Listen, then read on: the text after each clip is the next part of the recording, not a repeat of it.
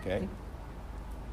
So it even says in the case, kind of toward the end, it basically says that by allowing temptation to be an excuse, it's weakening the legal definition of clemency, which kind of could cause a bigger picture issue in the long run. Yeah, we're down that, and that's a slippery slope argument. Get used to those. Slippery slope arguments the courts make, and you will want to make when it fits your client's needs, to say, if we do this, if you rule this way, or the court, from the court's point of view, the court could say, if we rule this way, all these awful consequences will follow. We will not be able, because that will start, it will only be incremental, only be 5 feet down the slippery slope, but at that point we won't be able to stop. There'll be no stopping point because we won't be able to distinguish this case from all these other horribles. It's also called the parade of horribles. Slippery slope, parade of horribles, same idea, right? And someday we're going to find ourselves at the bottom of the slippery slope, basically, and the whole rule of law will have collapsed. Here's my personal advice to you. Whenever you see a slippery slope argument, your antenna for bullshit should go up. Because often it means that the court or your opposing counsel can't really defend the specific application, the first 5 feet. So what they need is to bring you down to the bottom of the slippery slope and cause this concern. And to this particular case, I say, nonsense. There are lots of ways we can distinguish and stop the slide down the slippery slope. What Dudley and Stevens did from the concern about the meltdown of the entire criminal law and the divorce of morality from crime, right? We can say, for example, that when people are outside of the reach of law, and that they are subject to circumstances that no reasonable person could resist, that we will not call that criminal. And that distinguishes us, that limits how far down the slope we will slide, because if reasonable people could resist, we can still prosecute them. And that will still be the vast majority of people that we're concerned about. So my major takeaway here, I hope you will get, is when you see a slippery slope argument and recognize them for what they are, sometimes they're really good arguments because there isn't a good way to stop. But sometimes they're not such good arguments. Yeah. As a response to that, in that same way, wouldn't Brooks have technically resisted wanting to kill? I'm sorry, wouldn't Brooks have resisted?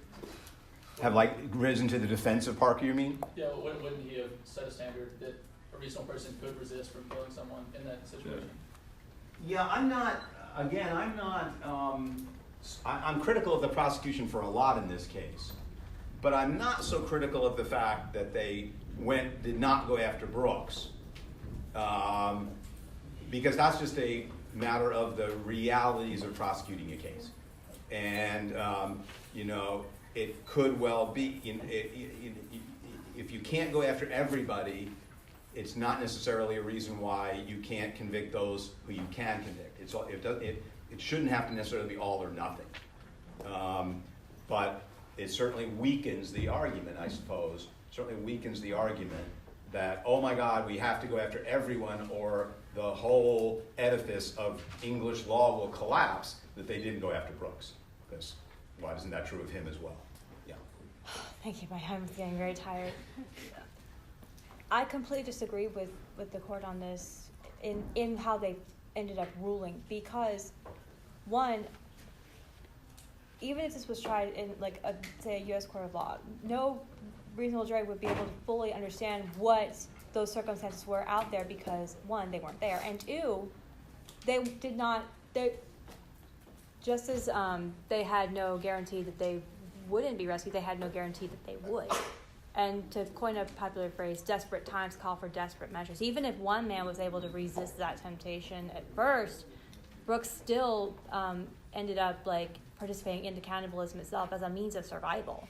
It's interesting that you say that the jury couldn't understand, because in fact, the seafaring communities, like the one that Dudley and Stevens went from and came back to, did understand. and were violently opposed to this prosecution. The Crown had to go to enormous lengths, changed procedures, revived procedures, and the existence of courts that had not existed for decades in order to bring this trial in a way that guaranteed conviction and avoided a jury of Dudley and Stevens' peers, because they knew they would not be convicted. So But then the that- Crown had made a mission of ending this, bringing a show trial to make a statement against this practice, despite its commonness. That's a terrible word, how common it was, okay? And following their conviction, there was an uproar against the sentence. What was the sentence again? Death. Death. Such that they were pardoned by the Queen and lived out their lives peacefully. Okay? Now I want to turn to another question. I get a lot of hands in the air, but I'm going to turn to another question.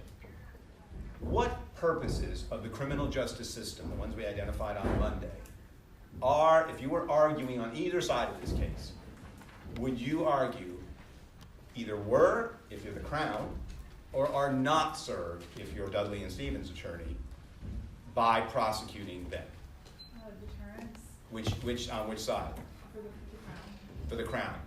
And what kind of deterrence? General deterrence. General deterrence. Very good. Right? Articulate that argument. Because they found and punished him to death for using temptation as an excuse for his crime, they are deterring others from doing the same thing. And we know this is a common practice. We want to send a message that, hey, you think you're going to survive if you resort to cannibalism? You'll just be coming back to a certain noose. Nooses were used at the time, right? So if you're going to argue, if you were Dudley and Stevens' lawyer and you wanted to argue against general deterrence, still focus on general deterrence, what would you say?